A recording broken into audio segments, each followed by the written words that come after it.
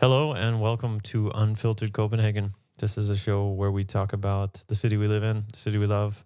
And I am your host, Ford, and with me is Rodolfo, as always. Yo, And what is up, Ford? Not much. Sun was out earlier. Yeah, the sun is out. Let's start with the weather.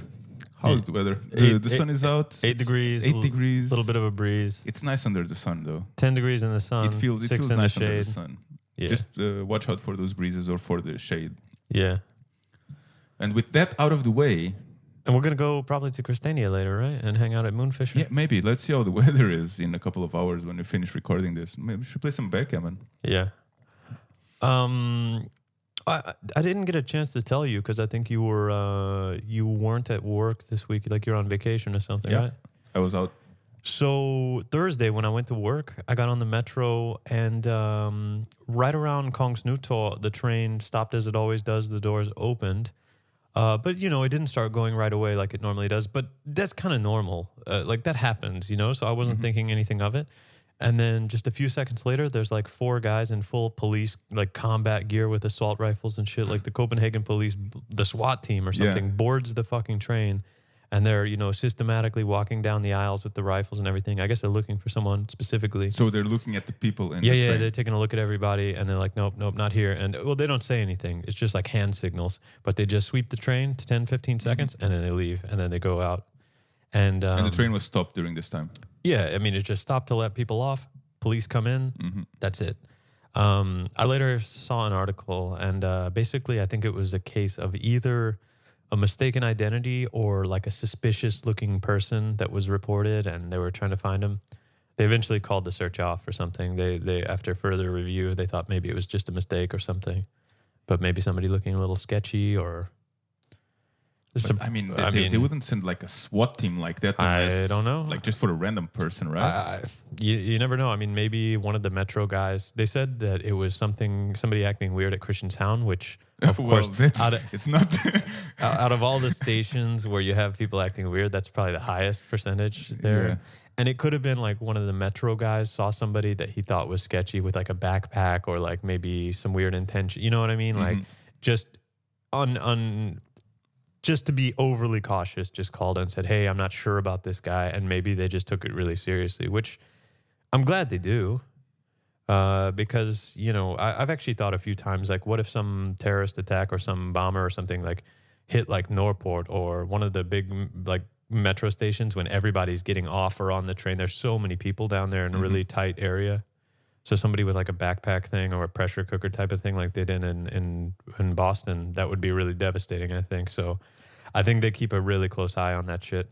I think the difficulty thing is the whole profiling part of it, It's Right, like, right. What is suspicious? Like, can I just call the police and say that someone looks suspicious Sure. because I don't like them? Yeah.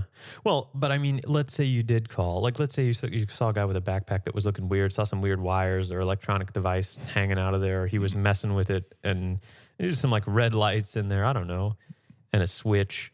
Maybe you'd think, holy shit, like you'd be a little nervous and you would call. I mean, wouldn't you want him to at least come down and check it out? Because I'm pretty sure if they found the guy that was supposed to be suspicious, they would have just they wouldn't have like shot him right there. They probably would have just pulled him off the train, figured out what he was up to, and realized it was a mistake and let him go. Or if he was up to no good, then they would have found out. I mean, I'm with you. I don't think people should just kind of be hassled for no reason. But if just some other general member of the public thinks that like maybe there's something wrong, I guess in a way I would rather them say something and have it be a false thing than have them not say anything at all and have it be like a catastrophe. Well, sure, but I just think it's too easy in today's day and age for someone to just troll like that. Oh, not even troll. Maybe someone like malicious intent, like trying to ruin your life or trying to do something like that. Well, even just as a mistake. I mean, when people hear about terrorism so often in the news all the time, and that stuff is in their minds, I think it's much easier for someone to just witness something that maybe is normal, but they just perceive it as, oh, maybe this is kind of sketchy. That's fair. But I mean, of course, I'd rather have the police intervene 5 times and nothing happened than not intervening in any of them and me blowing up together with some. Anyways, it was a nice way to start my day, or an interesting way anyway to start my day, because You don't see that every day. Gets all that cortisol running. And well, no, I was pretty like I was like, okay. I was like, what's going on here? You know? I was actually more impressed with how well trained the guys were. I mean, there was no word spoken. I saw they were using some hand signals. They had really good muzzle discipline. In other words, the barrel of the rifle wasn't really pointed directly at anybody at any given time. It was just kind of down at the ground and where it should be. But they were like, it was the professional fucking service. It wasn't just some chump, some jokers. Yeah. They came in ready to go, like an elite kind of anti-terror squad or something. I mean, maybe the reason why bad shit hasn't happened here is actually because how proactive they are about it. Yeah, I don't know. It could be. Yeah, well, maybe nobody cares. There's only 6 million people. One of our coworkers, I won't mention his name because I think he's kind of a not mentioning my name type of person. But he's like, I wouldn't call him paranoid, but he's like the role model for being a conspiracy theorist kind of guy, and also like really likes, I don't know, guns and self-defense and kind of like survivalist stuff.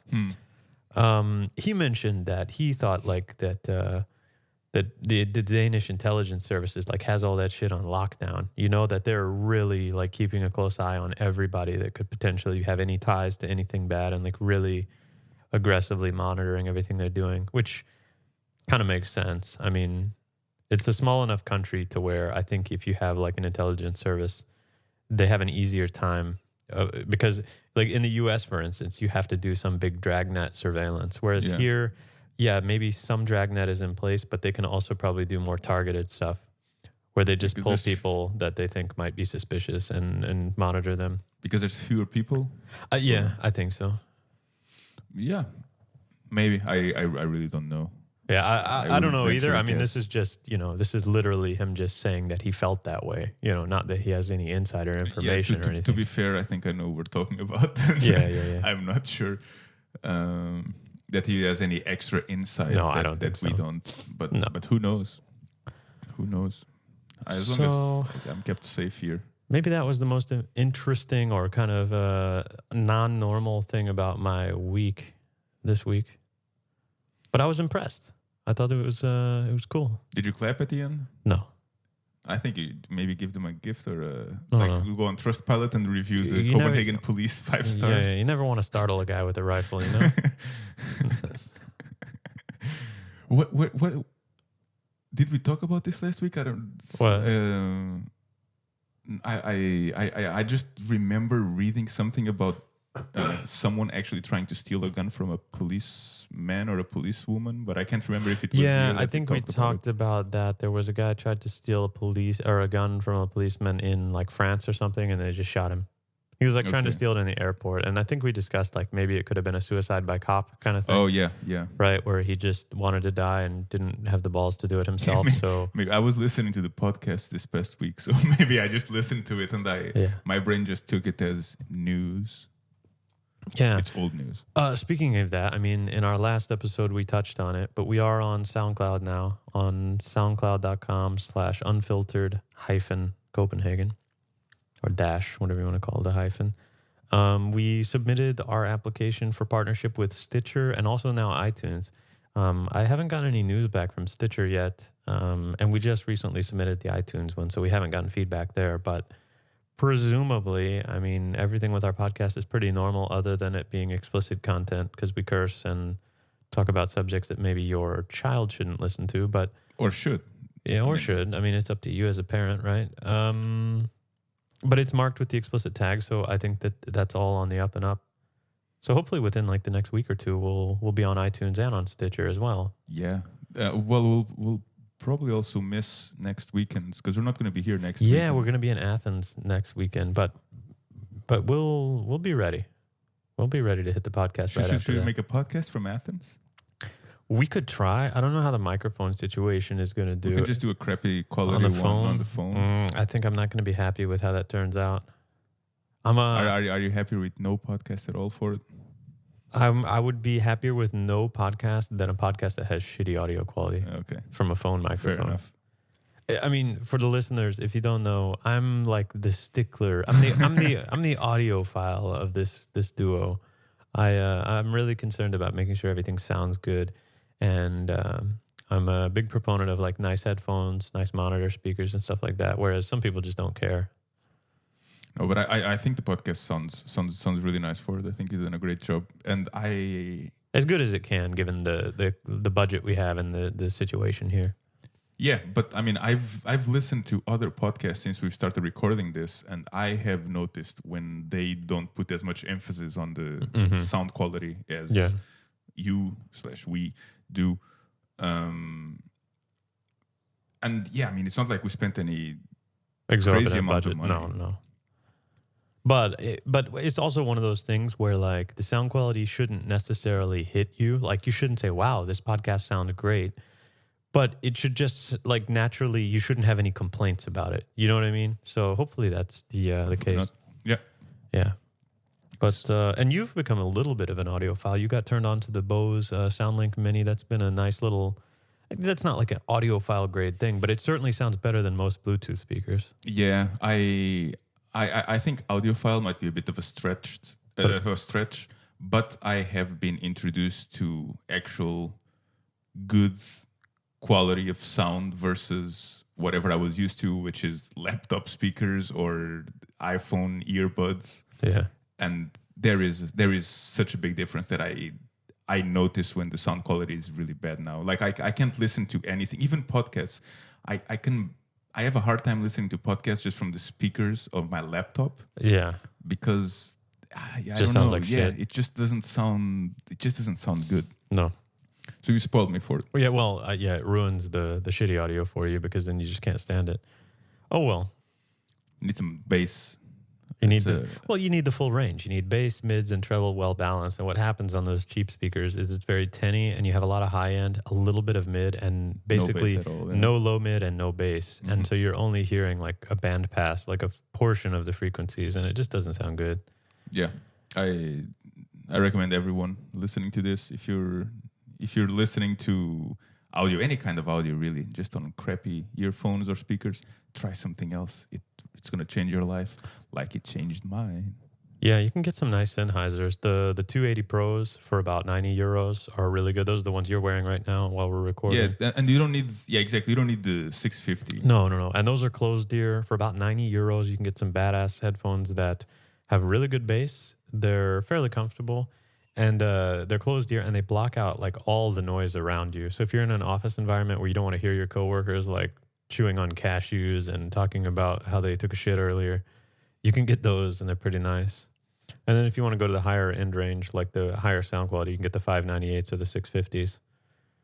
I like the 650s a lot. I think they're the most comfortable headphones I've ever worn, and they sound great too. They do sound great. I'm always a bit paranoid about wearing them on the street. It's like everybody's gonna hear what I'm listening to as well. I just keep my volume pretty low for that, but yeah. We had some. So, anyways, we are on SoundCloud, like I mentioned, and you can reach us on unfilteredcph@gmail.com if you want to email us any articles you think we should talk about, any feedback you have for the podcast, comments. Just saying hello. Just say hello, yeah. And speaking of that, we had a listener, Yanis, sent us some nice feedback and also some articles that he thought it would be cool for us to talk about. I think he found them in Metro Express. Yeah, it was. I was really happy to get some articles and to some get feedback. some articles that I probably would have missed Yeah. by myself, and to see someone who's actually listening to us. Yeah, and I mean, he wrote a lot of Yeah, like very it was, detailed it was feedback. Yeah, detailed it was feedback. very nice. It wasn't just like, hey guys, cool show, bye.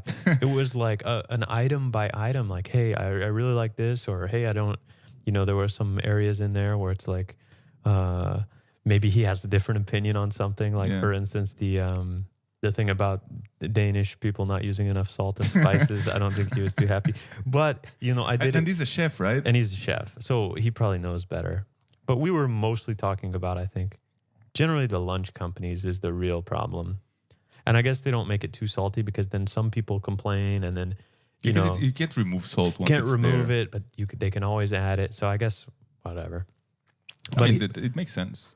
But we should talk about these articles. I think one of the biggest changes that people might actually notice in their everyday life, because this is the busiest bus line, is the 5A is officially now changing to the 5C. I I think the line goes a little bit further as well. Now we can look at this article. What does C stand for? It's a letter. I don't know. Yeah, but is it Is it city line? It says city line. Up Well, there. yeah, it's the city line, named line. It becomes. So it will cross the whole city, or what? Well, I mean, doesn't it already go pretty far? The 5A goes from like here at Uestal all the way up to like Husum Torp. And I think That's pretty much. I think it goes even further now that they're changing it. So the big thing about the change here is the new turquoise bus is now 5 meters longer than the existing buses. It has more doors where you can go in and out. Passengers can even open the doors by pressing a button exactly as you do on the subway train. That's kind of cool. Yeah. You don't have to wait for the guy to do it for you. What else did they say? The new turquoise design in the 5C has in the past 6 years been testing in the streets, and passengers have liked the design. The new buses are now in production. And April 23rd, 2017, which was what is tomorrow. Exactly 45 years after the first diesel bus was put into operation on the 5, in the line 5, comes the new CO2 neutral, I think it's like biogas powered buses. Over 18 meters. And 5C will be able to go directly to Oulu Hospital and Copenhagen Airport without change to get significantly shorter travel time, even during rush hour. And there's no connection. Oh, there is a connection planned to the new light rail on the city ring, I guess the third stop or whatever it is. And then the stops along the 5C's route will also be upgraded with new shelters and real-time traffic information. Wow. Do you take this bus often?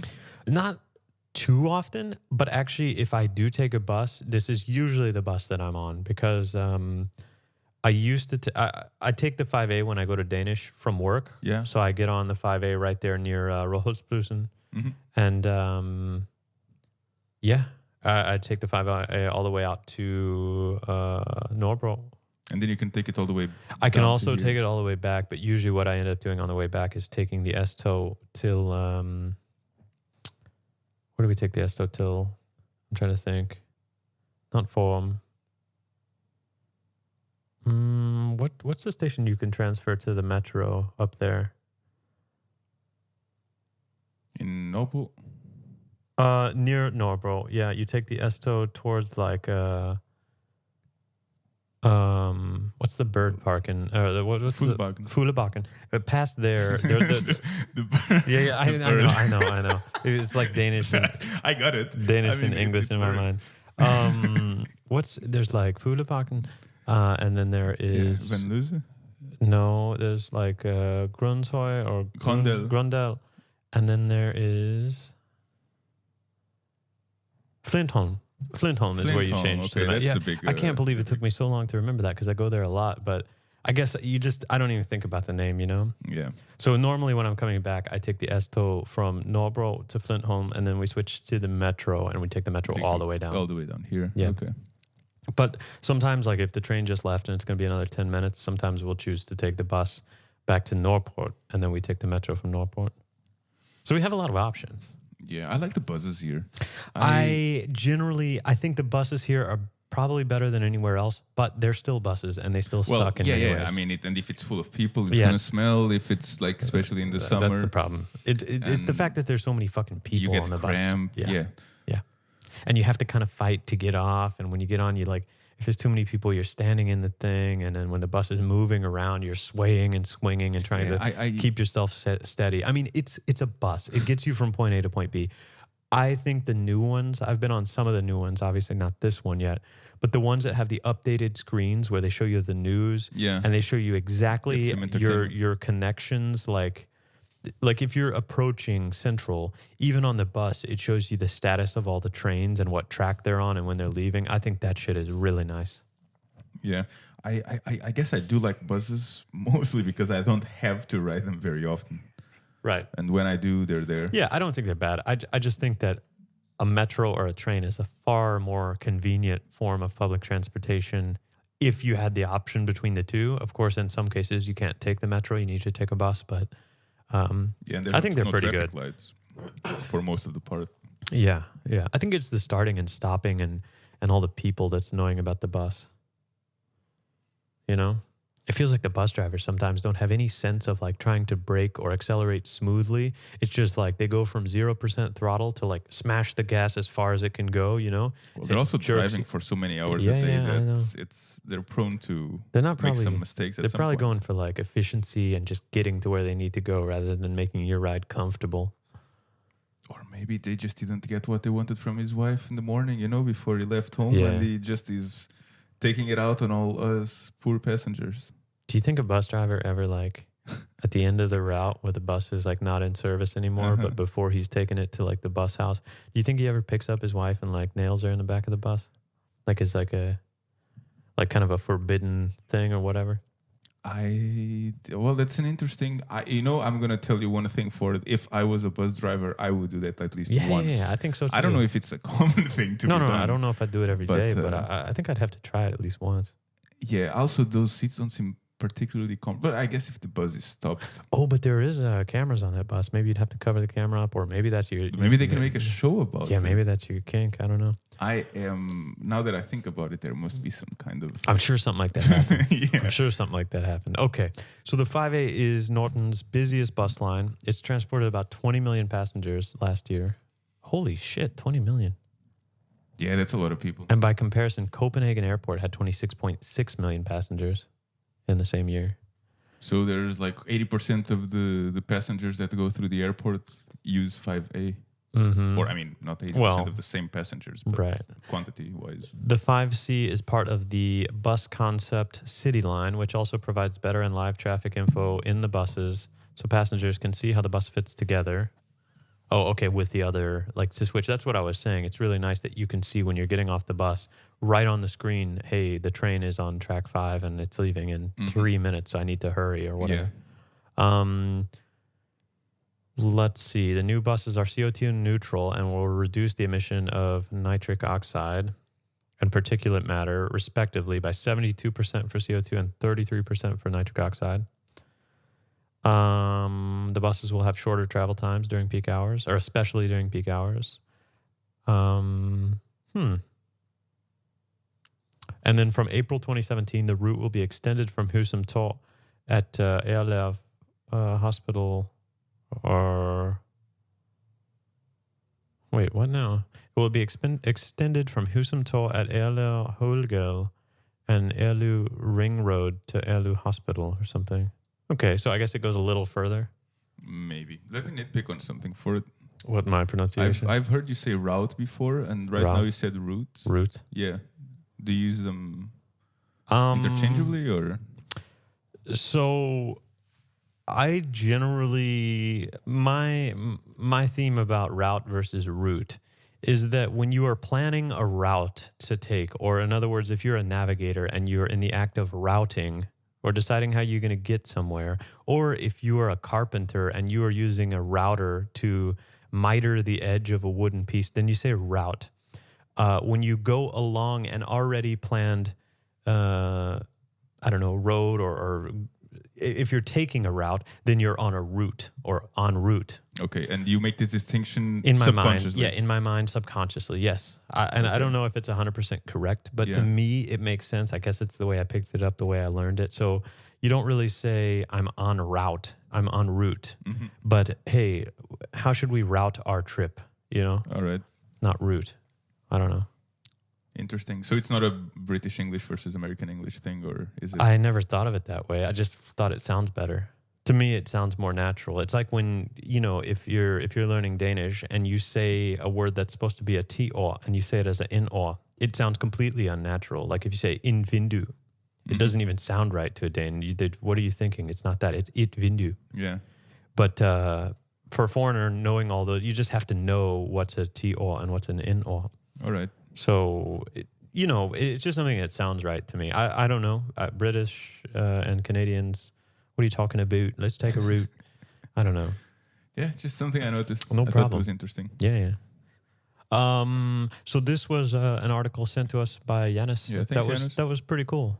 That will affect probably, like I said, that probably has the most impact on anybody listening that lives in Copenhagen, because I think everybody A lot of at some people, point yeah. takes the 5A, even if it's not the entire distance, even if it's just connecting somewhere or something. Yeah, just going to Northport or somewhere in Northport. I think it. So I'm happy because that bus is always busy. So more seats on there and shorter stops and all that. That's better.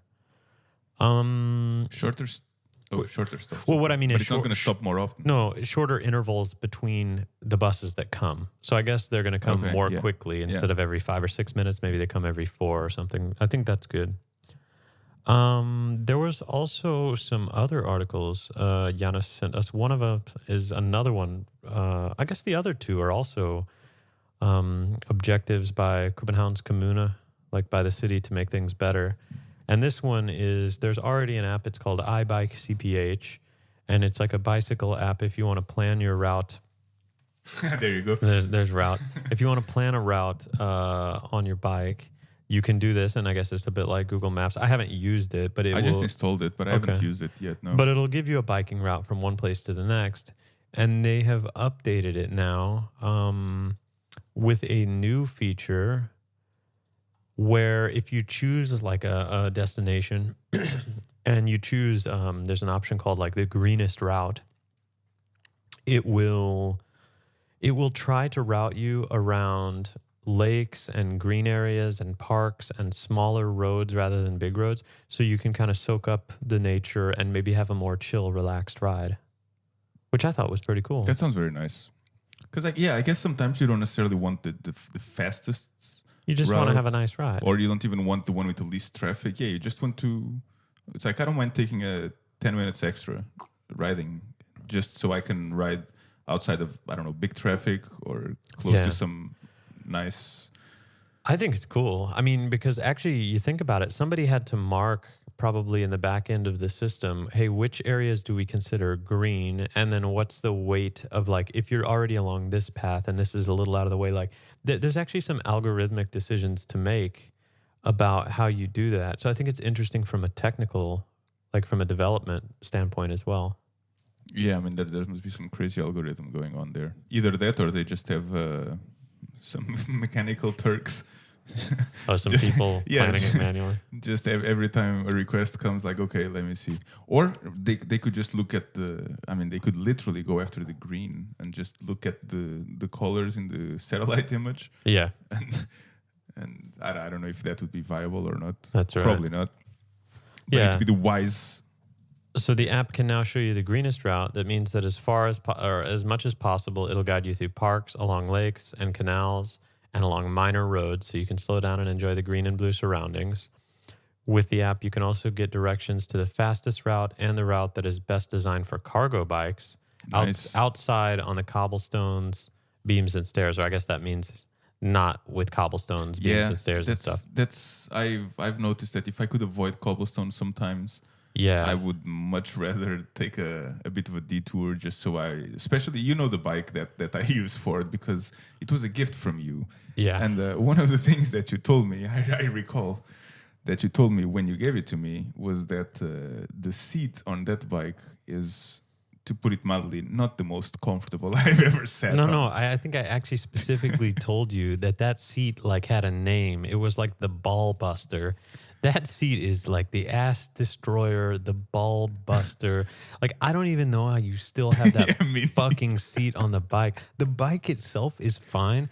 I literally, that seat is like Satan devised that fucking seat. I think I just got numb to it. I don't know if it's a good thing or not, but I think I just got numb. I think you've gotten numb because it destroyed some fucking nerves and you can't feel anything anymore. It's possible, but especially when I'm riding on that bike and I have to go on cobblestone. Like when I get to Kerstenzaun via Islandsbrugge, and I go on cobblestone all of a sudden. I think. Oof. Then you stand up. Yeah, like you stand up out of the seat and you just pedal standing, because honestly, fuck that bike. Anyways, look, man, all you have to do is order, like, remember I put that other bike together. I know, you sent seat, me everything. That seat that I got for the other bike was only like 200 crowns. It looks plain. It doesn't look like it's going to get stolen. And that is the most comfortable bike seat I've had. It's made for like mountain biking. So it's designed to like kind of cushion your ass cheeks a little bit. I guess and it's mainly not just your balls. I've just been lazy. Or I haven't cared enough. Yeah. Well, do you know, like, in pro cyclists and stuff, and people who don't have proper bike seats and stuff like that, they've actually noticed like a higher preponderance of like penile issues, like erectile dysfunction and like nerve damage and shit like that. So it's important to have a seat that's not fucked up. Don't scare me for it. Well, I mean, don't scare me. Come on. I'm not scaring you for no reason. I'm telling you, Dolph. I'm concerned about your health. I mean, I'm gonna check it up. All right. Now I'm gonna start bicycling more again. Maybe I should do some. Maybe I'll do some sperm count or something like that.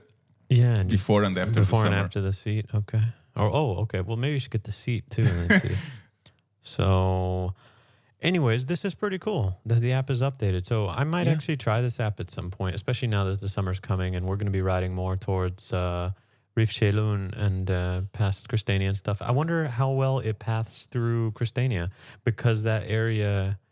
But there's a lot of cobblestone there. Well, there's some cobblestone in certain places, but sometimes Google Maps will path you on the bike directly down Pusher Street. Yeah. I've had a friend who got lost there or something. Well, I don't think he got lost, but yeah, he basically went to Hefselen through Christiania. Yeah, but I wonder how well the app is, like, as far as knowing all the little back roads and stuff, how well they've done on that. I mean, I installed it. I can try to use it and see where it takes me from here.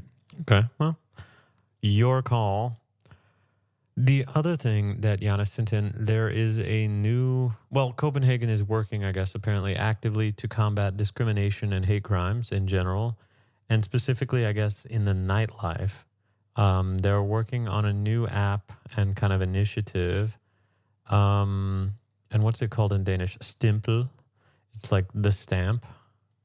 And it's developed an app for smartphones that allows locals to record their experiences of discrimination. App also provides information on how to get that information to Copenhagen police. And then they also give an insight into where, when, and to whom discrimination takes place. And information from the app is used to strengthen targeting discrimination in Copenhagen. So it's like a Trustpilot kind of thing for nightclubs, it seems. Like a Trustpilot or a Yelp. Yeah, and it... I guess it's a reaction to... I've seen in the past couple of years a few articles about people getting stopped at the entrance of random nightclubs for not supposedly no particular reason, no special reason, you know?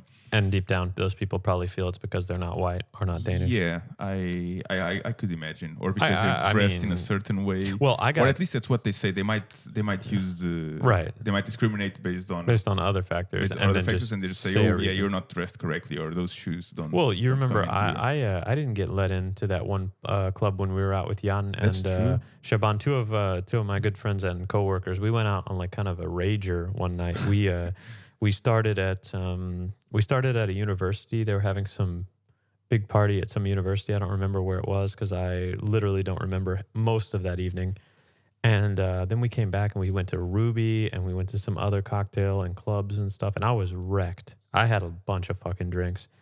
And then we went to some other place. I forget the name of the club. But they wouldn't let me in. They said, your pants are too baggy. And this is back when I had those American fat pants like that I had brought from the U.S. before I lost weight. And so those pants probably looked really extra baggy on me. And the guy was like, no, you can't have baggy pants in here. And honestly, so they're discriminating against American fashion. And honestly, nobody in there was like really wearing anything too fancy. Like it wasn't like a high-class place. It was a bunch of people getting shit-faced in there, you know? And so our Romanian friend and coworker, Shaban, he, in true Romanian fashion, just bribed the guy.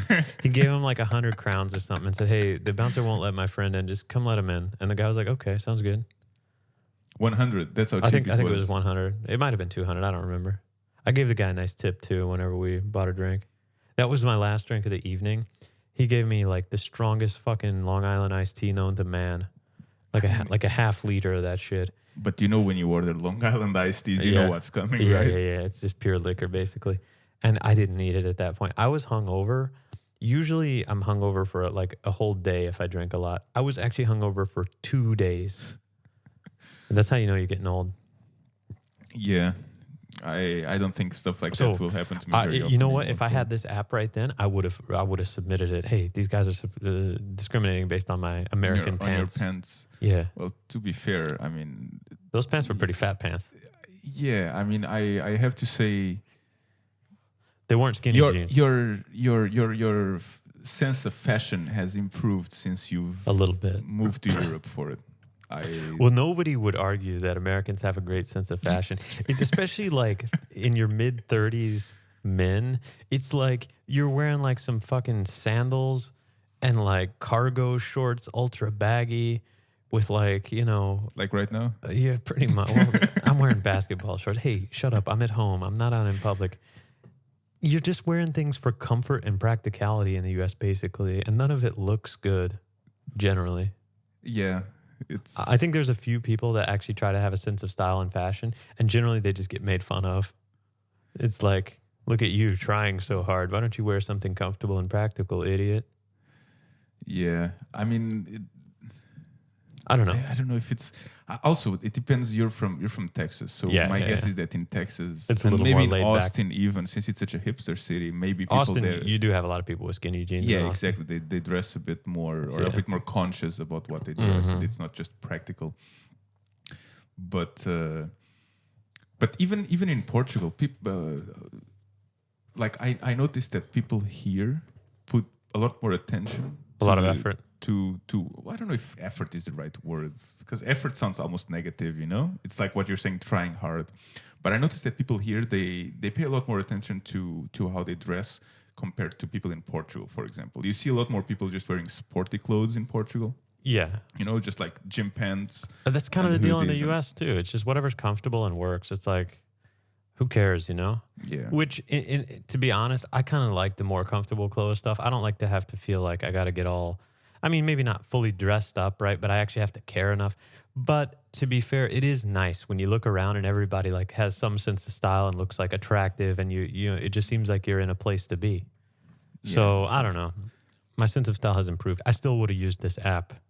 It is called Stimple. Stempel. If you think you are possibly going to be the victim of discrimination or have been in the past, and you go out in the clubs and stuff and you get rejected, you should maybe download this app and What if someone just trolls? email us and tell us how it works. I don't know. I mean, surely what they're looking for is a volume of data, right? If they get one complaint about a place, maybe they send somebody to check it out, like an undercover guy that's like looks like he should get kicked out if based on the report, you know, like, oh, somebody reported that they were black and they didn't get in the club based on they thought was racism. Maybe they send a black guy out there, you know, to see how they're treated. I don't know. Oh, wow. Or Okay, or that's- maybe they're just looking, okay, there's only one complaint on this club. We're not going to do anything. Okay, there's 500 complaints about this one. Surely not everybody is trolling, you know? Yeah. Well, unless you have a pot farm. So, right, but come on, Rodolfo. I mean, there's a possibility there. But you would have to have like an Android or an iPhone bot farm. You couldn't just like do it over web request unless they made the app really shitty, I guess. Who knows? Don't underestimate the free time that a lot of people have. That you have. Well, Probably. not me, because I don't care. I don't either. But a lot of people. Have you heard of the 4chan? Of course I've heard of 4chan. I used to browse it pretty frequently, maybe 5-6 years ago. Yeah, I I browsed did a as lot well. of. What was your? I browsed /B and /K. Oh no, I just browse /B. Okay, That's all /B that only. I care. Yeah. Did you ever go to the second page? Because usually whenever I finish the first page, the Yeah, page I just yeah. refreshed. No, I just refreshed and there would be new content. No, 'cause I it's I so- kept going through the pages usually. Oh no, and I kept never refreshing as did well. that. Okay. And I think Yanis also sent one more that we should talk about. Or was that it? No, it's the iBike. Okay, we've already talked about them all. So it's the iBike CPH. It was the Stimple app. So 2 apps that the Comuna is doing for the citizens. And also the 5A to the 5C. Yeah, I've planned a route, right, from here to Westerpool, and on the app. Okay. And if I choose the fastest route, it goes, I mean, by Amafel. Okay. But if I choose the greenest route, it actually goes through it. Oh, that's kind of cool. So at least it works from around here. I mean, it's also kind of obvious that if you want a green route, you just go through A green area. Amafel. Yeah. Okay. But All but right. it works. What else did we see? Here's an article in Metro, or no, this is Extra Well, this is the countries that smoke the most cannabis. There was recently 420. What was that? 2 days ago. That's like the stoner holiday, basically. Just get wrecked and call for legalization and stuff like that. What do you think the number one country? I mean, you've already seen the article, but would you have thought this? No, I wouldn't. What would you have thought? To be fair, I don't know who I would have put there either. I guess that I would think, if I was going to logically think about it, I would first think that in the States it's legal in a lot of places, and there's a lot of talk about it, and there's a lot of people there. So maybe the States would be Top choice. one of the contenders. Yeah. Then I would also think of some Middle Eastern countries or North African countries that it's just kind of known that they grow hash, like in Morocco or Afghanistan or stuff like that, you know? Well, you grow cannabis and then you make hash out of it. You grow the plant and then but basically it's a place where that exports in some way. Yeah, these the drugs. most. But no, I was a bit surprised. But you with were wrong. Number one. You would have been wrong. Well, Iceland, number one. 18.3% of the population smoked cannabis. why do you think that is for it? Probably because the weather's shit and there's not much else to do. Yeah, that might be. Also, they are kind of like Nordic countries. They are. A little more open to that or what? Because Denmark, I mean, Well, a Nordic country, and they seem pretty chill it's a about highly it too. educated country. Mm-hmm. There's It's very there's liberal. it's very liberal. There's few people living there. It's very homogenous as well. Mm-hmm. So I guess people will tend to think more like each other. Yeah. And well, for some reason, they like smoking hash, I guess. Yeah. Every fifth inhabitant between 15 and 64 years smokes marijuana in Iceland. It's also interesting that I would assume that it's a bit trickier to get hash all the way to Iceland as opposed to. Yeah, they probably Europe. don't do that, though. They probably just grow it hydroponically indoors and then they just make it. You think they just grow it Of there? course. Why would you import the... Well, because it's probably legal to grow.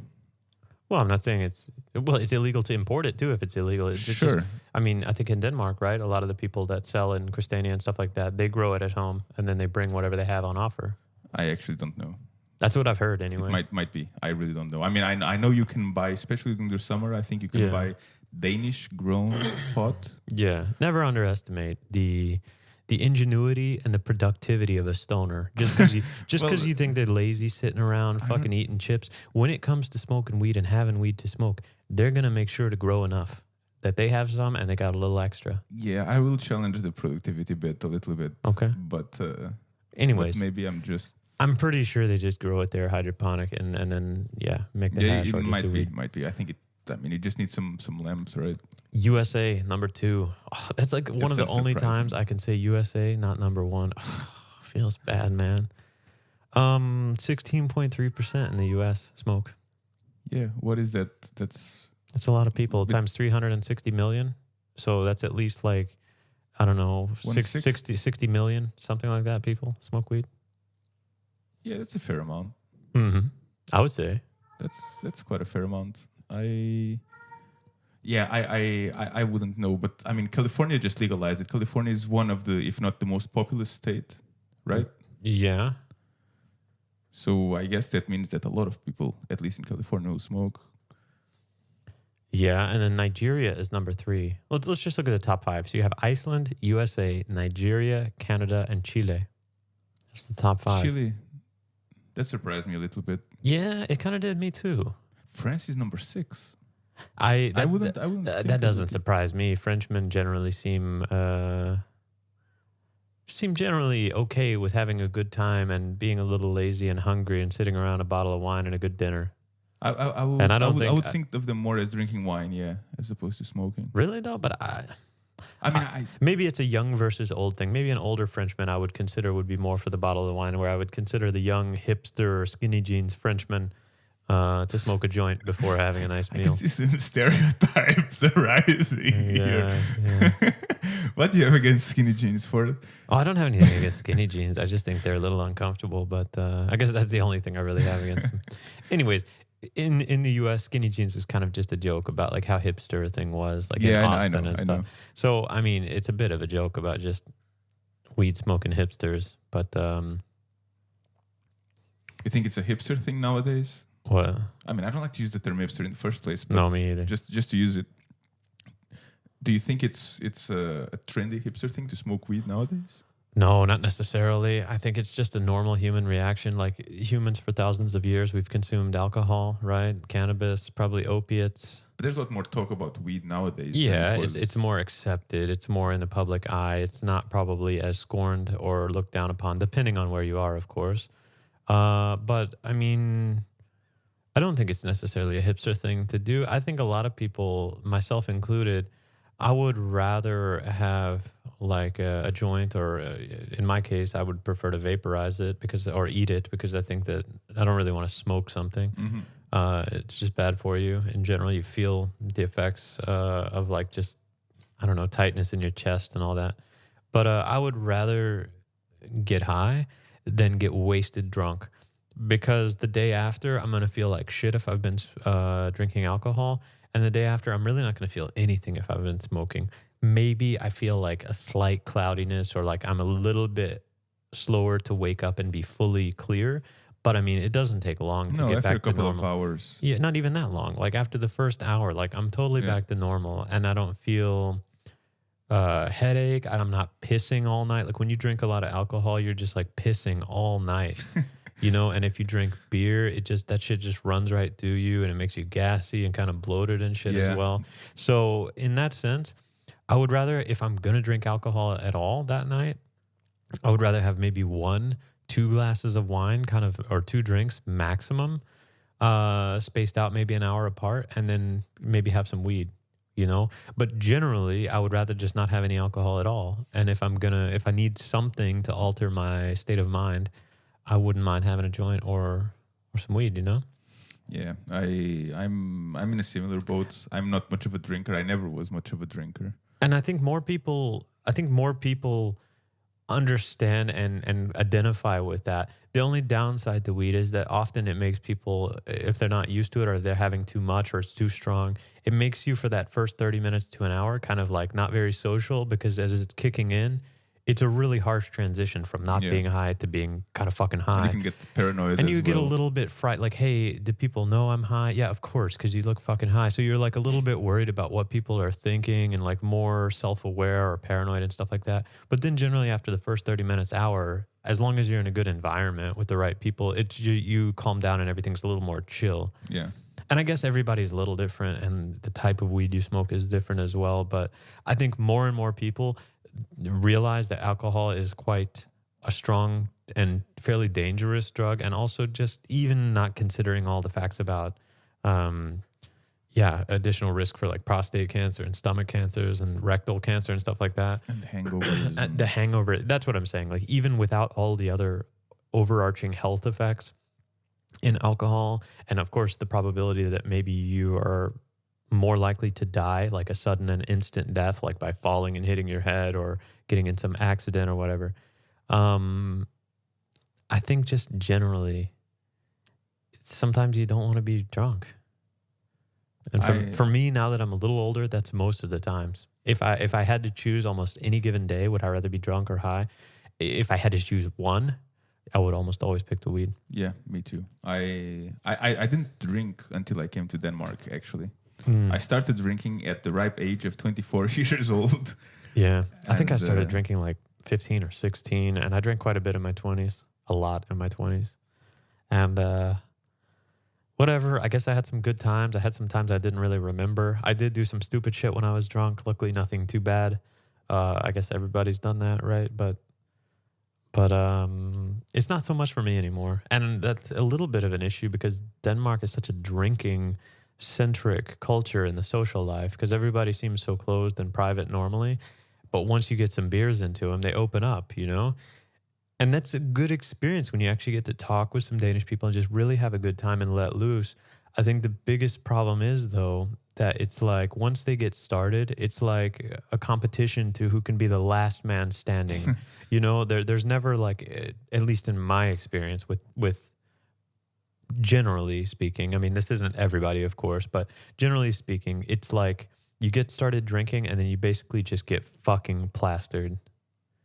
Yeah, I don't know if people know when to stop. They definitely No. know when to start, but Yeah. when to stop, I do know some people like colleagues and stuff like that you can see that they probably should have stopped drinking 5 drinks ago, but they keep going. And I personally don't know how they're capable of doing it. No, me either. But more power to them. Fair enough. And I think it's part of that thing that it is once you start and everybody's opening it up and getting loose and social, it's really nice. And I mean, the thing is you can stop at that point and that will still be a good feeling and nice, but they just continue to go kind of chase that to dragon. Me, alcohol makes me tired. It does me too. I really feel that unless I keep drinking, at some like with some regularity, like 1 drink an hour, I don't know exactly that you're gonna get tired and want to go fall asleep. I'm just gonna be like, oh, I'm the same way. I just want to go home or something like that. And if you don't keep drinking, then your hangover starts like pretty soon. You know, you start to get a headache like an hour after. And since I don't really drink that much anyway, it's no alcohol. No, I'm very very happy that I actually never really drank too much, and I don't miss it, and I don't feel kind of left out if I'm around people and all of them are drinking. I don't really either, because I can still have a good time when I'm not drunk around people that are, at least until they get to a certain Yeah, I mean, there's a point. certain threshold that when it's past, You can't even, once it's to the point you can't have a conversation with a guy that's meaningful, then it's really hard to be around somebody that's just completely fucking wrecked. But yeah, smoke weed. If you like it, you know, drink if you like, whatever. Whatever the fuck you want. Copenhagen municipality invests into esports. That's cool. That is fucking cool. I don't watch it, but I still think it's cool. I've watched quite a bit of professional, like League of Legends, Counter-Strike, stuff like that. I mean, you have a Twitch. I have a Twitch stream of your own. Yeah. I watched a lot of those on Twitch. What's your Twitch? The Twitch is Grumbletonian. All right, check it out, guys. Yeah. So there's some Danish pro teams, and actually they're quite good. And of course, there's also a lot of Danish players that are on like American and other European teams, like signed. Like Bjergsen is one of them. Froggen is another one. There's a Svenskeren. That's kind of ironic that it's like the Swede, Svensk, yeah. but he's Danish. Those are 3 really good League of Legends players that are Danish. And they're really enjoyable to watch. They also stream a lot on Twitch when they're not actually playing their pro matches and stuff like that. And I know there's quite a bit of Counter-Strike players in the Nordics, especially I know there's some Swedish teams, and I think definitely there's a lot of Danish players as well. But so the municipality is investing over 1 million crowns in a new facilities in the sports hall for those who play computer games. The center will be adapted to esports. It's possible for even more Copenhageners growing esports and gaming. Where is it going to be? The plant will be in Grunddal Multicenter in the northwest area of Copenhagen. It will cost about 1.75 million crowns. What does it consist of? Do they have details? Like how many people? Like is there going to have spectators there? Right? I'm trying to look here, but there will be transparent walls so the e-player is sitting in the open and can look out on the other athletes.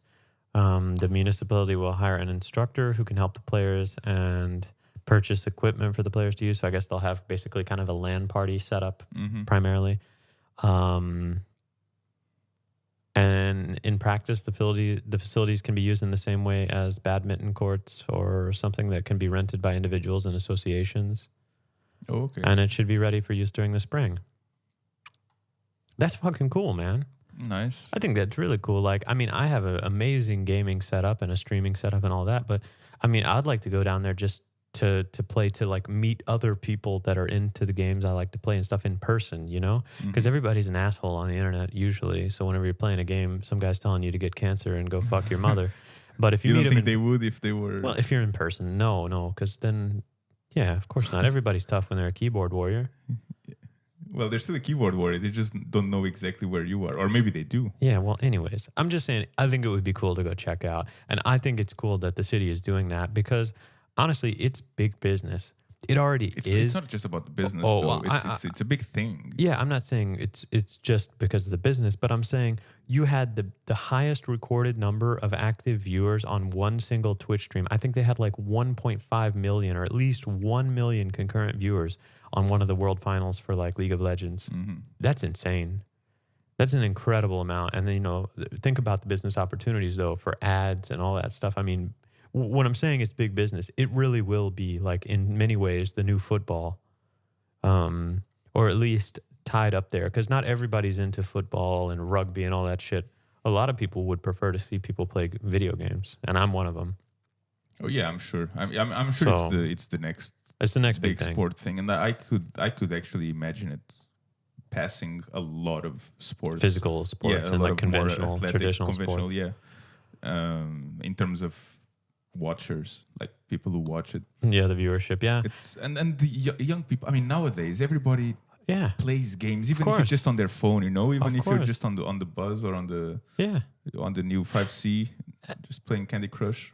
Yeah, I never really was big on Candy Crush, but and I'm not normally big on phone games in general, but only if I go on an airplane or like a really long train ride, I'll try to download some bullshit game that I can pass the time with, like 8-ball pool or backgammon or Play something. some backgammon. Yeah, I like to play backgammon every now and then against the computer. It's just that one app we have is really good. It's like the best backgammon app there is for phone, crashes the so Extreme much. Gammon, but it crashes all the fucking time. Yeah, it's so unstable. It's terrible. It sucks. XG. XG, Extreme Gammon. Yeah. You can now get the best burgers in Copenhagen delivered to your doorstep. Well, the Rodolfo. best. That's an arguable point. Okay, Gasoline Grill was actually officially rated the #1 burger in Denmark. Well, the best. It was on the list of like the top burgers in the world, and it was one of the only ones from Denmark. Yes, but So Gasoline Grill is wildly. I mean, our coworker Christian, who is, for the viewers, he is a food enthusiast. Yeah, This guy very has much. probably eaten at more Michelin star restaurants than you and I has put together, I for would sure, imagine. for sure. He has had more fine bottles of wine and meals that were made in a way that I don't even know about. And he's actually quite articulate when it comes to describing and reviewing certain places. And all his recommendations that I've taken up on, I have had an amazing time.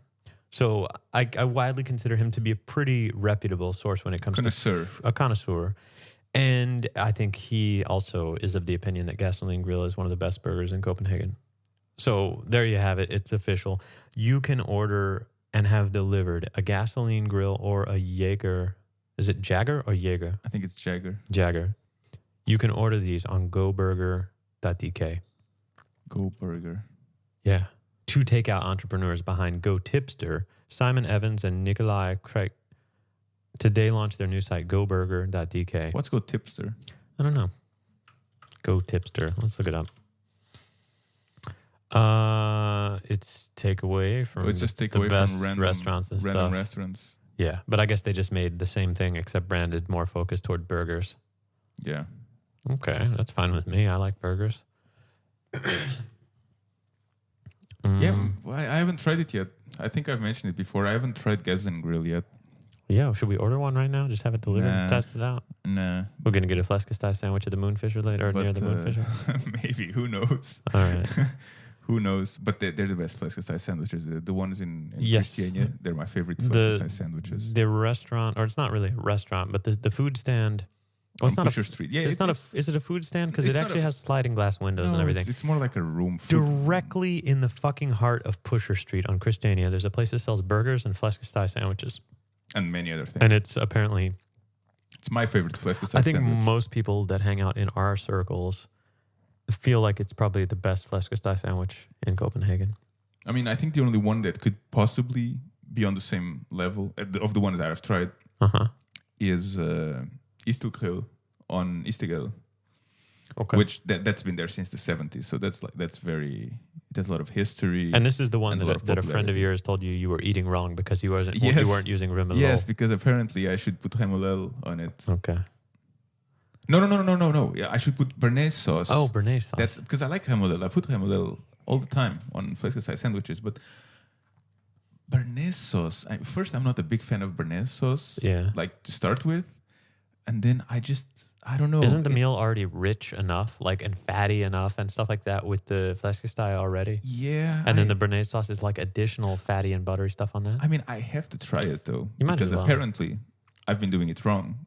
But I don't think I'll like it too much. I like Hamelel. It's my third favorite thing about Denmark. Maybe it's on the top 5 for sure. So did you see this? A large emergency explosion I guess a large emergency happened when there was an explosion on a houseboat in the Copenhagen harbor today, I think. Today? Was it today? Well, what was the cause of the Or is it explosion? updated? Wait, is this today? No, this is actually pretty old, isn't it? I don't know how old. No, it's from... Oh, okay, this is from February 12th, isn't it? Isn't it? I don't know. I'm a bit far from. Yeah. that.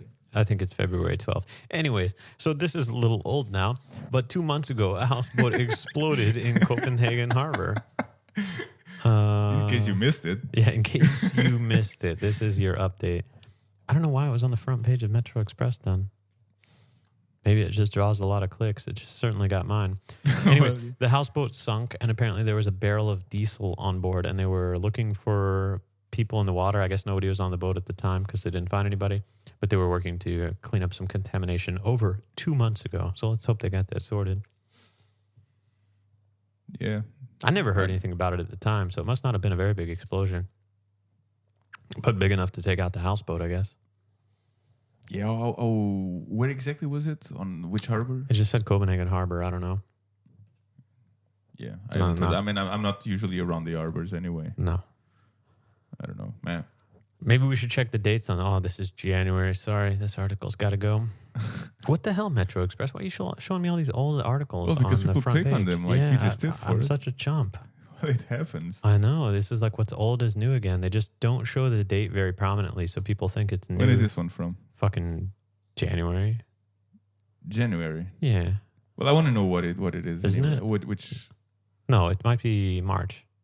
Okay, that's close enough. Well, still, I want to know. That's some cafe who got a fine. Yeah, legendary cafe fined and got an angry smiley for poor hygiene. Which cafe is it? Sommersko. Cafe Sommersko. Where is that? It is... Oh, does Sommersko mean greasy spoon? No. It's It means that's summer shoes. yeah, that's what I think too. Then why is this translation wrong? Well, because it's Google Translate. Yeah, that's true. Okay, anyways, Cafe Sommersko is known as the place that introduced the modern cafe concept back in 1976, but recently attracted attention for something different. It got a fine of 10,000 crowns and got the angry smiley.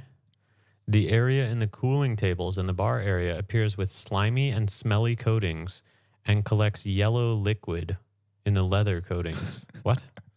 That doesn't sound very good. I don't like that at all. To be fair, it just felt like they were describing a random bodega. Yeah. They there was actually in Houston, there was a news show that was called Slime in the Ice Machine. And there was a host that basically that was his thing. It's like, there's slime in the ice machine or whatever. Anyways, he would go around to different restaurants locally and they would like do some investigation and they would see, you know, those actual ice machines where you get soft drinks and stuff. They need to be cleaned, believe it or not. And a lot of places don't clean them and you get some nasty fucking like mold, crazy fungus buildup and slime in the ice machine itself. So often the dirtiest part of getting a soft drink from a place that has fountain drinks like that is the ice machine itself. Yeah, I've heard. I don't know if you had told me this before or not, but I've heard something about Yeah. something like that. And So a lot of people order no ice generally because first off, the drink is already cold coming out of the thing anyway. Second, you get more drink and less ice. And third, you avoid the potential of some nasty fucking ice stuff.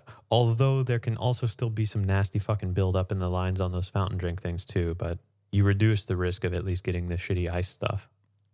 yeah, No soda for me. No ice for me. Area under the oven and grill appears with buildups of sticky, dark coatings and drops of old fat that hangs along the board edge over the pans and pots. Extension of the table edge in the dishwashing area appears not easy to clean since the joints gape along the edge and are uneven. The wall behind the dishwashing stands is still dark and has rough surfaces.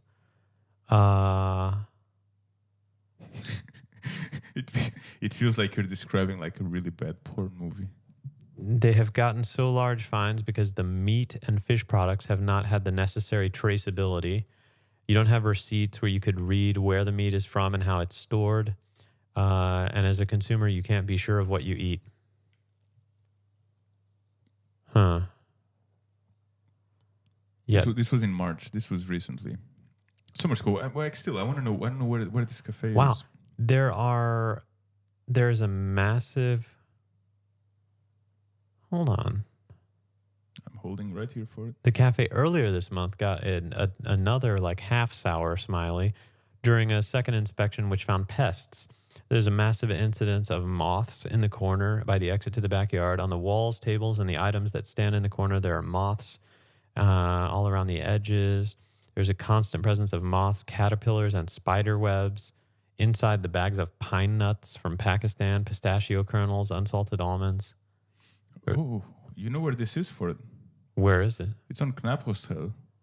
Is it near the old office? Yeah, it's right at the crossing of Knaphostel and Broleastel or whatever. Yeah. I am so glad that there's this like smiley face organization that or whatever they do to go out and check places and find them and all that, because honestly, in the US, while there are food inspectors and you can pull reports on stuff, you don't have the very obvious and easy to understand smiley, not happy smiley, and like sad smiley. You know what I mean? Like, it's so easy if you just go to a place and you see the smiley, basically you know that hopefully you're all good. Yeah, if you notice it before you come in, I have been at a Chinese restaurant with a friend of mine. And we went there, and it was both. You could get like a Chinese food buffet, or you could get some sushi buffet. And did you guys get the buffet? Yeah, we went there for the sushi first. Because like, this sushi is so crappy. Let's try to get some Chinese food. So then we went for the Chinese food, and after my friend was done eating, I wasn't finished yet, so we just came outside to smoke before getting some dessert. Yeah. And when you just see him come back in like 2 minutes later with his eyes really wide, you know. Hey, Rodolfo, I have something to. Oh no, I'm gonna wait for you to stop eating. That was the thing he meant to tell me while I was still eating. Yeah, let me wait. And he was really shocked because apparently they actually besides having the smiley, they describe what the issues with the hygiene. Oh yeah, are. I like that they do that. So my friend made the mistake apparently of reading it, and he didn't get any more dessert. Yeah, he just wanted to get. I think he was afraid of getting infected by just standing around there after that. Did he tell you what he read on there or no? He did, but I can't remember. But I think it was bad. I don't know if there was rats or stuff like that. You know? Oh my god! But it's just something really lousy, like sad smiley. If you are not a Copenhagen native or you're visiting here or something like that, or you're planning to visit, all the restaurants and anywhere that you can order food should have prominently displayed somewhere on the entrance or like just somewhere that's obviously visible. The entrance, yeah. Usually on the entrance, they will have like a smiley face, and it can go from like really happy looking to really sad looking. And that basically describes the amount of complaints and like food hygiene and other food regulation complaints and fines they've had. And I think places that get like the sad smiley, they don't stay open very long. Well, or they get shut down, or they fix it, Yeah, because like that restaurant is still running. You know, the one we went to. Yeah, and they have at least the last time I checked, a happy smiley. Okay, so look for the happy smileys. If it doesn't have that, you probably don't want to eat there. But yeah, it's also one of those things that you just see the happy smile everywhere. So you just at some point that you just everywhere. stop noticing, you know, Yeah, because that's it's true. like, oh yeah, of course. I'm guilty of that too now. Smile. But I'm glad they do this. It's a really good program, I think. I mean, there might I don't know. I'm not in the restaurant business, so um, there might be some back end stuff where maybe they could do certain things better or whatever. Maybe there's a little bit of red tape involved or something. But for the consumer, it's a good thing, I think. Yeah, for sure. And I think all countries have something similar to this, right? Don't you have a? You do, but at least in the U.S., you have food inspectors that come along, and I mean, they'll shut your kitchen down if it's not in good order. The thing is, a lot of times, I mean, they do have random checks, but a lot of times the food inspection is scheduled ahead of time, and I don't know how it works here either. Maybe it's more random, but I mean, if you give people time in advance to say, "Hey, we're going to be there inspecting and making sure you're doing the right thing at this time and day." I mean, you could just hire a cleaning company to come in and get your shit in tip-top shape, and then That's for the true. rest of the year, have it be disgusting and filthy. So I think it's important with these things that not only do they have maybe a regularly scheduled one where they know they're coming, but they also have some random checkups throughout the Hmm. year to make sure that they're sticking with that consistently. So maybe they should be a bit like USADA Yes. Yeah, I think for the so. drug test. You know, just do it completely random. 100%, man. You're giving people food. I mean, it seems so basic, but I mean, if you're not handling good food hygiene practices, you can absolutely kill somebody. You know, it's not just like, oh, you got the shits or whatever. I mean, that's bad enough as it Yeah. is. But I mean, especially somebody that's immunocompromised, like an older person or a child or somebody that doesn't have a strong immune system that maybe had like cancer and then had chemotherapy or radiotherapy, you can kill somebody, you know? And you don't want that hanging over your head.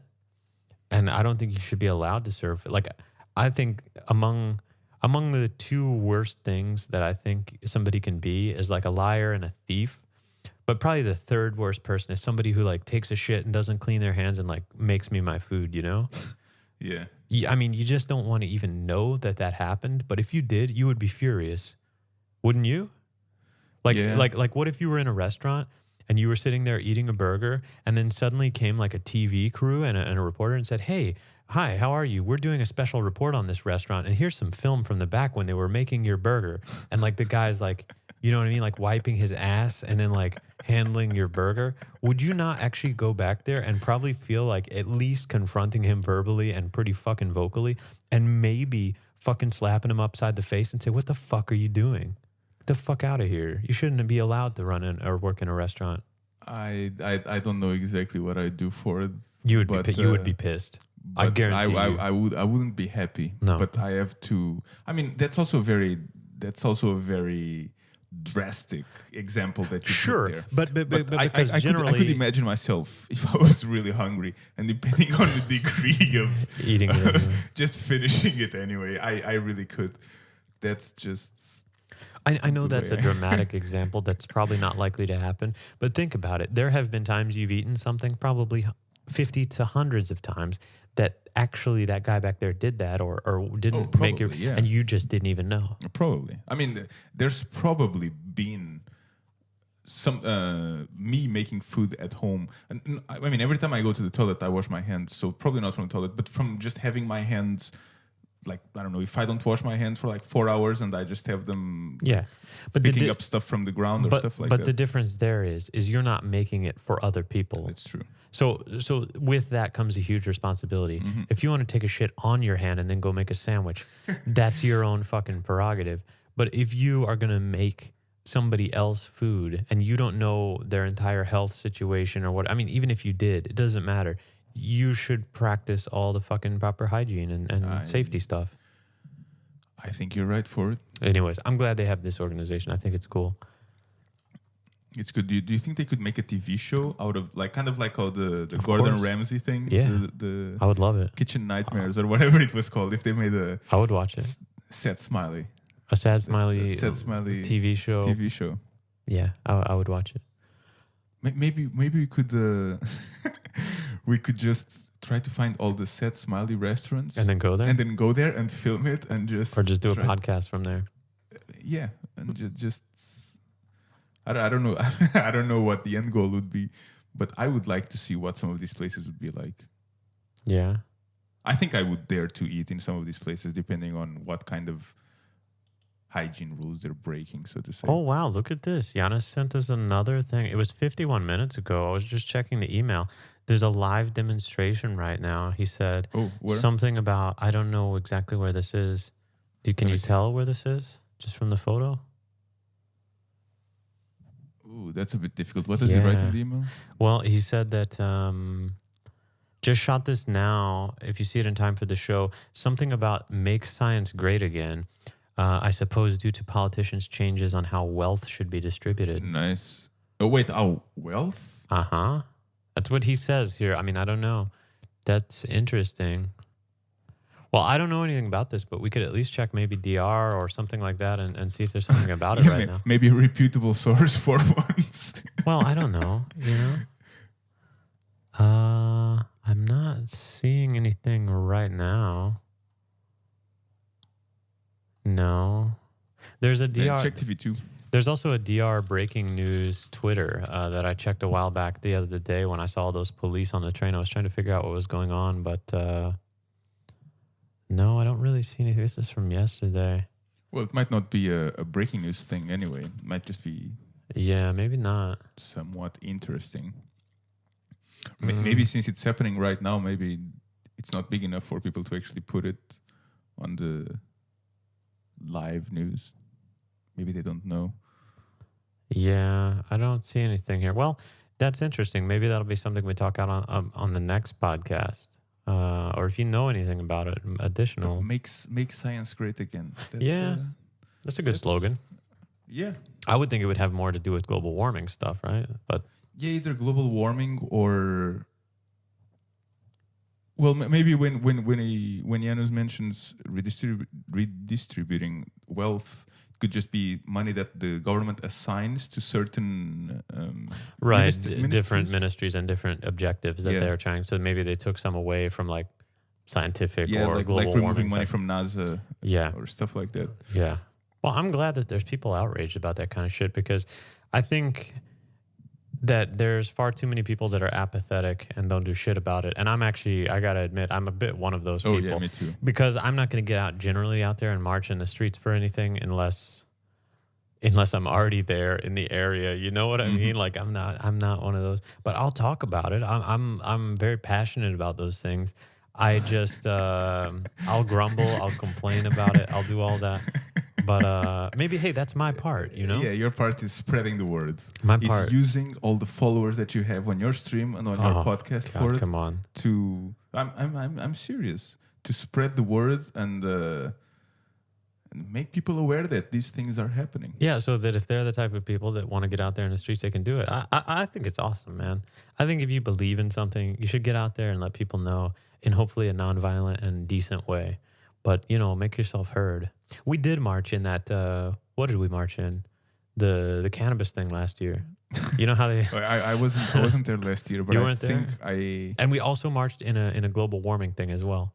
I was actually there also. I only marched once on one of those things. I can't remember if it was for the cannabis or the global warming, but I know that it ended up in Christiania. So to be fair, I only did it because let's meet up in Christiania. You're already on the way. With I don't know if I was on the way, but I think we just agreed to meet and go there. Okay. There's a few more articles here. Should we go over these last two and then maybe just shoot the shit for a little bit? Rush? No, I'm in no rush at all. The weather is nice. It is nice. Copenhagen municipality majority contends that companies attempting to evade taxation by utilizing tax havens shouldn't be permitted to take part in public tenders. So the municipality is looking to end connections to firms that use tax havens. How do you feel about that? Like Nordea did, or what? Yeah, like whatever it was, those Panama Papers came out. Wasn't Nordea that? I think Nordea was in there. Yeah. I think they were basically advising their clients on how to use tax havens as well. So not only are they probably even more guilty and like even worse than the ones using the tax havens, but I think there was a lot of list of individuals and corporations that were using them as well. So let's see. I mean, I can only support any efforts into preventing fraud, fraud and tax evasion and stuff like that. So they say they're going to do it better than Britain. The UK already has a certification process in which companies can become accredited with a view to offering a more transparent window to their tax behavior and contributions to society, but it's voluntary. And Thompson, who's this guy Thompson? Nina Thompson. Okay, it's not a guy. It's a girl. She's the deputy mayor for health and care. She argues that Copenhagen requires a more ambitious initiative that only opens doors to companies that agreed to become certified. We have a lot of rotten apples who will do anything to avoid being exposed as tax cheats, so voluntary certification simply won't work. And moreover, certification must account for pretty much all companies trading across borders today. So they're going to suggest a certification initiative that should be approved on a European level so it can be utilized throughout the EU. And the Danish capital has become more aware of its investments and business dealings in recent years. Last year, the city pledged to offload all of its investments in tobacco firms and also divest its holdings in fossil fuels. That's pretty cool. It's the future for it. Putting your money where your mouth is, you know? Yeah, that's that's true. We should make a. I like when you say these, how do you call it, these sentences that are like not commonplaces, but Well, that's a common saying in the U.S. yeah, exactly, these common sayings. I like when you say them for it. I feel that I'm learning. Putting your money where your mouth is. Yeah, exactly. That's like if you say you believe in some shit, it's like, hey, you know, put your money there, put up or shut up is like the kind of the equivalent. Yeah, I guess it makes sense anyway. I understand. Yeah, what are those called? I don't know what the official name for something, because It's like not proverbs. no, but they basically, if you take them in a literal sense, they don't make sense. Mhm. But the saying itself makes a lot of sense when you hear it, you know? Put your money where your mouth is. All hat, no cattle. Yeah. That's another good one. Although maybe our listeners won't know about all hat, no cattle. Well, can you explain to them? Yeah, I can explain. So all hat, no cattle is generally used about a guy the same way that you would say a guy is like all talk, no action, like about a guy that's talking a bunch of shit but never would throw a punch, or talks like he's a big shot and got a lot of money but doesn't really have any. So all hat, no cattle is like a fake cowboy or a fake rancher. So it's like a guy that has a big cowboy hat but really doesn't have any cattle or farm, but it can apply to, of course, anything. So a poser. It's like a poser, yeah. Is that a Texan? I think it's a Texan thing mostly, yeah. Or at least it originated in Texas, and it probably sees a little bit of use in the South, but I don't think you'd hear New Yorkers saying I wouldn't imagine too someone much. from Brooklyn is using that, no. No. All hat, no cattle. That's a good one. Yeah, maybe we should do a segment every time. Just About a learn with specific- Ford. Yeah. Well, I'm glad that they're looking to expose tax cheats and stop doing business with them. I think that's good. I pay my taxes. Yeah, you do you pay think your it's going to lead taxes. to anything, though? Do I think it's going to improve anything? Yeah. 100%. I think it has the potential to improve something. Yes. Well, sure. Yeah. I think I'm just too skeptical. Do I believe that there's going to be a night and day sweeping change and scumbag companies who don't pay their taxes are no longer going to exist? No. But I believe any of those companies that are looking to get a contract with the city are going to have a lot tougher time doing that, and they're going to either not bid for certain city projects because they know their taxes are fucked up, or they're going to have to agree, and then we know that at least they're doing business on mostly the up and up. So I think it's good. I mean, certainly it can't hurt. And I feel like there's a lot of these initiatives that happen in Copenhagen and in Denmark that I feel actually pretty happy and proud of. Like happy to be here, and that, wow, they're actually doing something I feel is somewhat productive and good.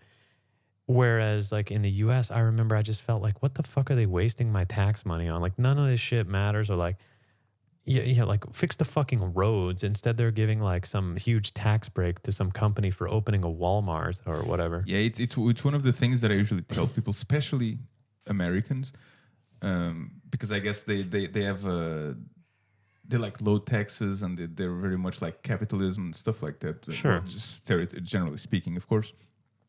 So there are people that sometimes have a bit of a hard time to understand when I tell them that I pay half or almost half of my income go to taxes, and I don't really mind that at all. Yeah, and they're like, what the fuck? I can see the money is used It's relatively well. It's so funny because everybody acts like 50% tax is so high.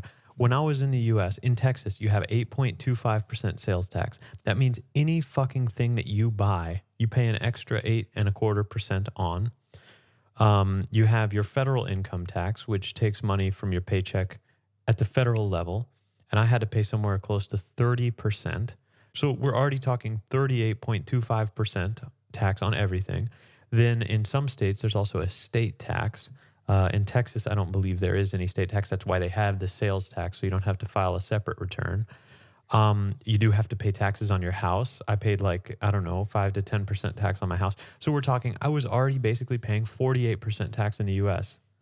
So everybody that says, oh, taxes are so high here. Well, in practice, I don't think the taxes are actually any higher. They're in fact more convenient because they all just get taken out automatically at once.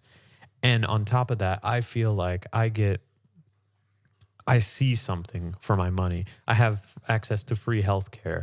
The public transport is great. The streets are always in good condition. It's mostly clean here. You know, there's good initiatives, like they're investing in this esports center. I think that's cool. They're working on. There's money for students. They're doing the situation with inspecting food places and making sure all those have a smiley or have a fine. You know, I think there's important everyday life things that are being done with my money. Whereas in the US, it was like they were going to take my money and give a big tax break to a company that said they were going to bring jobs or whatever. And you know that's mostly full of shit. You're not going to actually see any direct benefit from that. It's just some company's going to get off on taxes and the city's going to get some sweetheart deal where the company buys the property from them or whatever. Mm-hmm. So in that sense, I feel like I get more for my money here. I like I said, I do like paying high taxes when I actually see that the money is used well. I would be pissed. But I would be pissed if I felt like I paid 50% and they were just, you know, taking the money out somewhere and burning it, you know? but of course, if they do something good with the money, I can't really complain.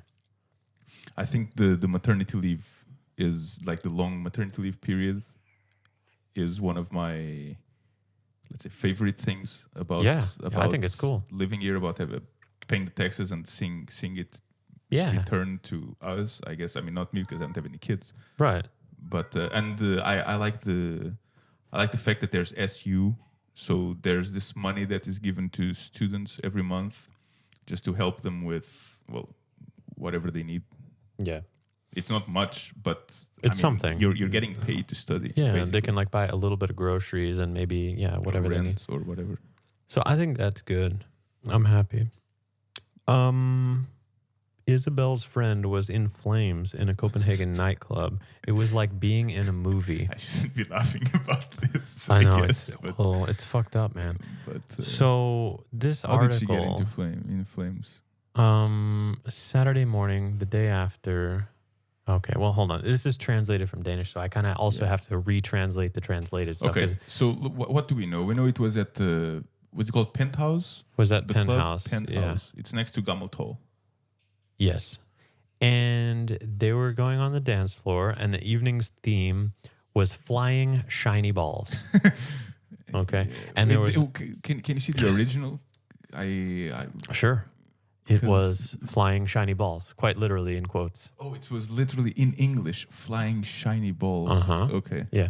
So there was a large net stretched across the dance floor, I guess above the dance floor, and they put hundreds of tennis balls, which I guess had some paint or some glitter or something UV reactive stuff and some glitter probably. So it was like shiny and UV reactive balls. And who knows? I think actually tennis balls are quite flammable on their own. Suddenly they heard a strange hissing. The next thing they see is actually fierce heat and a lot of light, and melting plastic suddenly ran down and hit my friend's arm, which apparently caught fire. She rolls around on the floor to extinguish the fire until there's none, and the bartender helps to extinguish the fire. So everybody's panicking, pushing each other, and I go a little in shock at the moment. The next thing I remember is that I stand in front of the penthouse and can't find my friends. So I see my friend get out through the door, and we go straight to an ambulance, which is out front, taken to the hospital. My friend has both first and second degree burns on the arm and back. And third. Oh, and third. Ooh, third degree burns. Yeah. Ooh, okay. Her friend didn't want to give her name or picture, but her friend is kind of telling what happened. Mm-hmm. They were in the hospital for a few hours. She was rinsed with water and bandages. And you see a picture here of the burn. Holy shit. That is a big burn. It goes like from the shoulder down to That's an arm, right? Yeah, I think So so. that's close to the shoulder, down to after the elbow. Uh-huh. Oh, and And it's it's basically wide. covering. Yeah, it's covering basically half of It's like 5 centimeters arm. wide or even more maybe. And then it runs down like what? What do you think? 20 centimeters, 15 to 20 Well, centimeters? depends how long the arm is. Okay, but I mean, just an average arm, if you think about mine.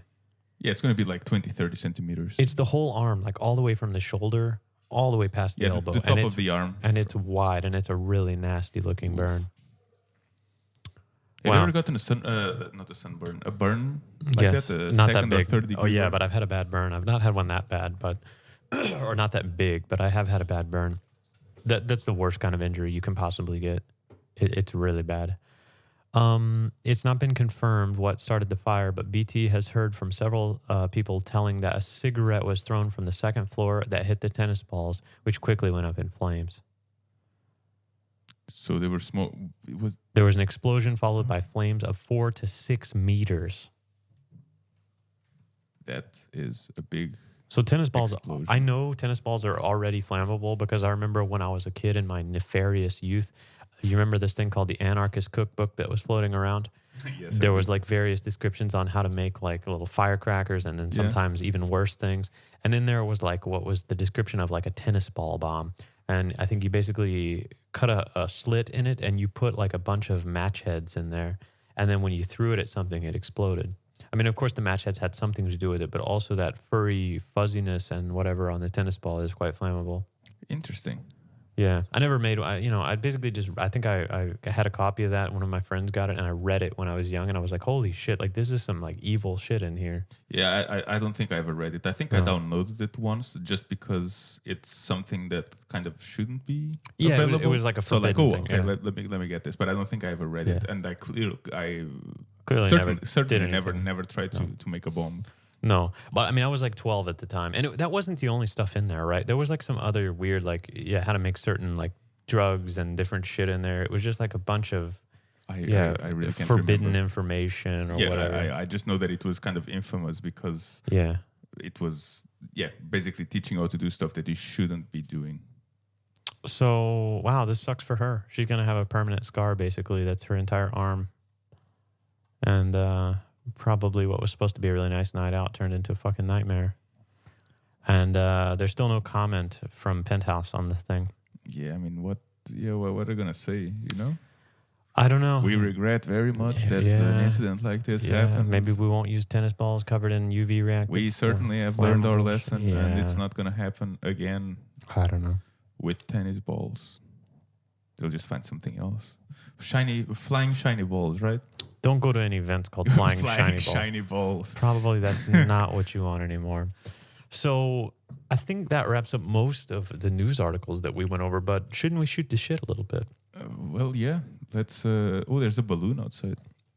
There was a balloon flying up, and there's probably a very sad kid somewhere in the front yard right here. So are we still thinking about going down to Christiania soon? The weather looks good. I mean, it's Maybe a the little weather is chilly, nice but also I could go for some backgammon I maybe. could play some backgammon. I could play some dominoes.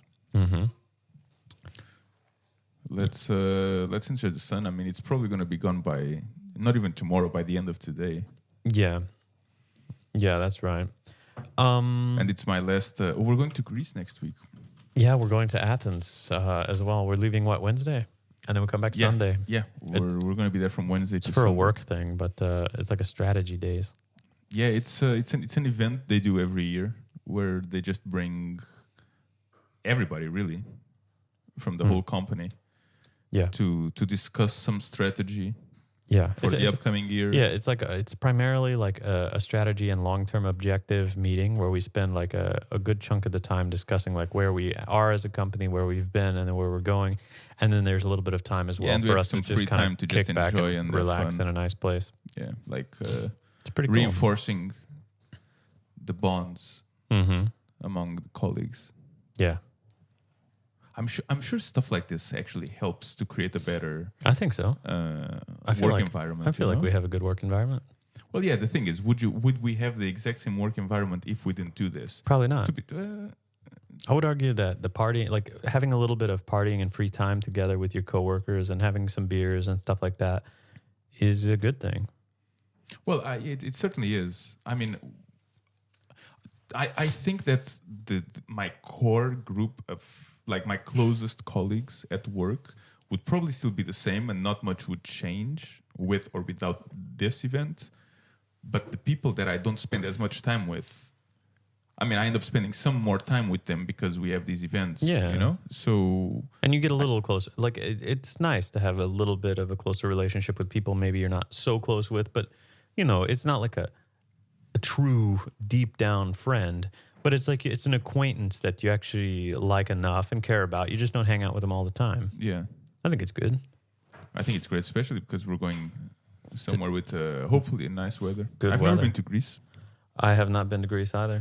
I'm very much looking forward to it. I hear Athens is a little bit I don't know if scummy is the right word, but you have some what we would call undesirables running around. I mean, like little kids that are probably going to try to steal your backpack, and It's not Scandinavia. no, it's not a Scandinavian place. It's going to feel a little mix, sketchy. It's a mix of Southern Europe And with Middle East. okay, I am sure, because it's really there on the border between Turkey yeah, and Italy. I guess. I mean, it's not bordering Italy, Yeah. but let's say Southern Europe. whatever. I mean, look, I'm fine. It's just from what I've heard, there's just be like some sketchy shit. Like you probably don't want to bring your laptop in a backpack, and No, I don't want to bring my laptop in the first place. well, you got to do some strategy. The food should be very nice.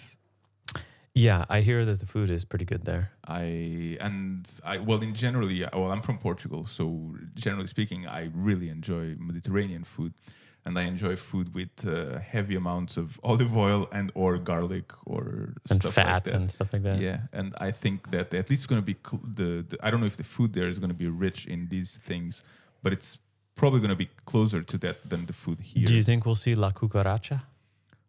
Oh yeah, little that's comeback? a funny story. So Yeah, last should I tell it or You can tell it. Okay, so for the listeners, we did a strategy days last year, and we went to we've been to Malaga, and we went to Mallorca. yeah, we went to Mallorca last year, and we were at a pretty nice hotel, and they had a food kind of buffet and everything laying out, and I don't know. At one point, I was up there getting some meats and some cheeses or something like that.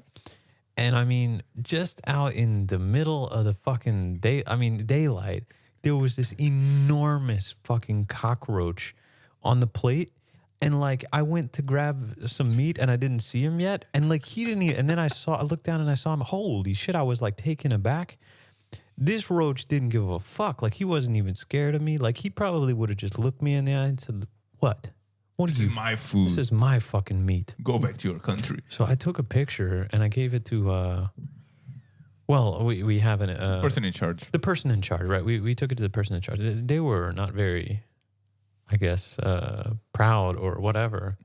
So they said they were going to fix everything. But I mean, if there's one roach, there's 1,000. Yeah, exactly. That's the thing. It's not just going to be one. And I had a hard time convincing after myself that. to eat anything from there after that. You know, that's kind of similar to what we were talking earlier about the smileys. Yeah. I mean, I heard about the story. Yeah, you didn't I care. ate whatever I have eaten, and every of the following days, I just ate there. I don't give a shit. Yeah. I mean, but the thing is, I will eat insects anyway, not Yeah. live ones. Yeah. But I'll eat it. I But don't since give it a was shit. Spain, and they have that, the song is also played a lot in Mexico. They actually Yeah, it's a Spanish. they remade that song as something to like make fun of one of the leaders or the presidents at the time. But La Cucaracha, that's the song about the cockroach, and they say that he lays around and smokes weed all day and all kind of things Does like that. Yeah, yeah. The lyrics there is talk about him smoking weed all day. I can't remember that. La cucaracha, la cucaracha.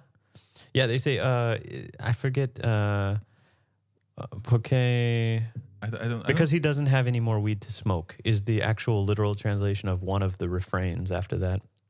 Wow. Okay. Yeah, I'm not sure I was aware of that. yeah. So we named that roach. But it's also a Spanish song. If it was a Portuguese song, Yeah, then you would know better. I would probably know better. It's a traditional Spanish language folk song. Yeah, I want the lyrics. I want the lyrics. Yeah, just search Fumar along with that, and you'll get the lyrics. Fumar? Yeah, Okay. yeah, to smoke. The Spanish verb to smoke. And you'll see the lyrics I'm talking about. Okay, let's see. What are the words to La Cucaracha? La cucaracha ya no puede caminar porque no tiene, porque le falta marihuana que fumar. Okay. Yeah, because he doesn't have any weed to smoke. Yeah, that's so, right. yeah, the cockroach can't walk because it doesn't have, because it's missing marijuana to, because it doesn't have, because it lacks marijuana to smoke. Huh. Interesting. Yeah, that's right. But I'm not sure this is the original one. No, that's not the If original. it's just, That was the one that was recreated or like that was like the remix that was made to like make fun of what was thought of as like a corrupt president or something at the time, I think. Because he was known to like smoke and drink and do all kind of shit or whatever. At least that was, when I looked it up at the time, that was what I read on like the Wikipedia about it. So that's always my favorite version anyway. Because it's like, it's just funny. You imagine a cockroach not able to walk because it doesn't have any weed to smoke. Like that cockroach, like that's probably, he was like had the munchies right there on the table. Like he was getting the fucking meat. He looked at me, what the fuck are you doing? I'm over here getting some meat, you know, get out of my way. Or maybe they think it was looking for some weed. Could have been looking for weed. Didn't find it. No, not there at the hotel. I think there was a little more sketchy part of the city that had some. Yeah, we ended up in a sketchy part of the city. It's sketchy. I don't know if it was sketchy. You weren't there. You weren't there. No, I was. I didn't go. But when we went to play pool, I mean, even that area. I don't know if it was sketchy, it was a little more sketchy than the area we were at. It was nice though. They had a really great pool room. If you're into billiards and stuff like that, that was. They had the real deal, like 9-foot tables, and they were serious in there. They were having like a competition. And our other, our coworker, he told us to shut up. Yeah, well, one of our coworkers is known for stomping around and being really loud. He's like a big guy that gets up in your face and kind of talks at like 2 centimeters distance from your nose. One of those guys that you're like, hey, give me some space, you know? And he also stomps really heavily and just is kind of loud in general. One of those guys that you always just look at and you're like, hey, come on, be quiet, man. I don't want to be embarrassed in here. Jesus. And they were like, they told him to shut up. They were like, hey, we're trying to play a fucking serious game over here. You're being too fucking loud. Yeah, they were having some kind of tournament. Yeah, like a league. Like a weekly tournament. Yeah, and they didn't like the foreigners just bursting in and being loud and shitty at pool. Yeah, what's the word? Boisterous. Boisterous. Yeah. That's a good word. The word of the day, boisterous. So we have the expression and we have a word of the day. Maybe that'll be maybe it'll become a regular thing. Gracie is hungry. Yeah. Well, I don't know. I'm looking forward to it. I'm excited. I'm excited for some nice weather. I'm excited for some good food. Mm-hmm. I'm excited for some sun time off with colleagues. I don't know if I'm going to be doing much tourism stuff. Or, I mean, when I say tourist, like, just, I'd like to see, like, the Parthenon maybe or stuff like that. Yeah, like if there's, like, planned activities and all that shit, I think I'm not going to partake. I think some of them are optional this year, which is really good because sometimes I feel like the schedule is too packed. Some people, when they go a place, they need to have every hour planned out and every hour should be something. And I'm not one of those people. I just want to go to a place, chill, and go with the flow. If I see something that looks cool and I want to go do, I'll go do it. If not, I'm totally happy just sitting by the pool and fucking doing nothing, you know? Yeah, I might take a couple of hours, like 1 or 2 hours, and just walk around the city by myself, even. Just to see. That's kind of what I like to do when I'm traveling by myself, you know? I just walk a lot, and I don't really plan where I go. And then I come upon, like, landmarks of the city, and like, oh, cool. I did see the... whatever, this important because so you can say that you've kind of to check that off your bucket list, right? But I just like to wander around. Yeah, that sounds good. I'm up for that. We could definitely do something like that. I'll go around and check. I do that here all the time, especially like if I have time off or on the weekends, because I have 3-day weekends. You just go walk around. So sometimes it's just to force myself out of the apartment. I just go out for a walk, and the next thing I know, like 1.5, 2 hours have passed, and I'm still walking. Just randomly. Well, randomly. I kind of, since I leave my apartment, I tend to go through a lot of the same places very often. But just let fate decide, guide me, you know? Mm-hmm. I like that. It's freeing. It's like getting on a bike and just going somewhere for forever. Yeah. Yeah, that can be pretty cool too. I think in the summer maybe we should go for a trip down to Joutwa. Like just cycle down there and chill. Because in the summer they have some nice. Well, I mean the weather's nice. You can just chill outside there in the outdoors, get some ice cream and shit, and I've been there once or twice, and I don't think it's a bad area. There's just not really much. There's not much to do, there. yeah. But I mean, whatever. It is what it is. You take a nice bike ride out there. It's just some nice nature. You go out there and chill with some friends. I mean, it's not necessarily about the place, but rather the journey, right? It's about the journey, not the destination. Yeah, right? that's right. Let's do it. Oh yeah, I'm up for it. All right. Play some dominoes. Well, we're coming up on the 1 hour and 45 mark. I think this is usually where we decide to wrap things up. Are you getting tired for it? No, I'm not getting tired. It's just, remember, we have that issue that if the podcast is over a certain length, it becomes difficult for us to export it in the application. So we're trying to keep them basically a little bit below 2 hours. And I think it's also kind of feels like the natural... Yeah, I mean, I guess we're still also figuring out. Yeah, we're still experimenting with the format. If you guys have any suggestions, let us know. Like if you think that we go for too long, or if you'd like to go for longer. I mean, we can also.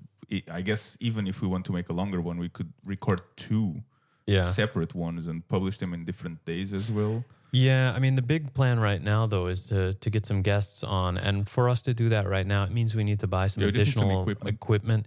And we wanted to kind of see how the format is received first before we really invest too much more. But I think it would be really good when we start getting some guests on as well. I'm very much looking forward to it. Me too. I'm very excited to just talk to new random people, get to learn more about either weird or funny or different occupations that people have. Or in Copenhagen in general. Meet new people, Get a different perspective, yeah. So with that said, you should send us any feedback to unfilteredcph@gmail.com. If you have any stories, any feedback, any comments, just let us know what you think. Just say hi. If you like it, feel free to drop us a note. Feel free to share it with other people that you think might be interested in it. Yeah. And then hopefully soon we're on iTunes and Stitcher. Yeah, I think within a week or two we should be in both those places. Yeah. Well, I don't know how long the process takes, but either way, you can find us on SoundCloud and maybe Facebook page soon. Yeah, that's my prerogative. You're going to do that. I'm not much of a Facebook person. I will. I'll see what I can do. All right. Well, I hope you guys enjoyed it. Yeah, me too. And next week we're going to have to, we won't have the podcast next week because we'll be in Athens. But on the podcast after that, we're going to have to check out and see what this Make Science Great Again thing was all about. Yeah. Maybe it was a big thing. Maybe it was nothing. Who knows? Stay tuned. See you guys then. See ya.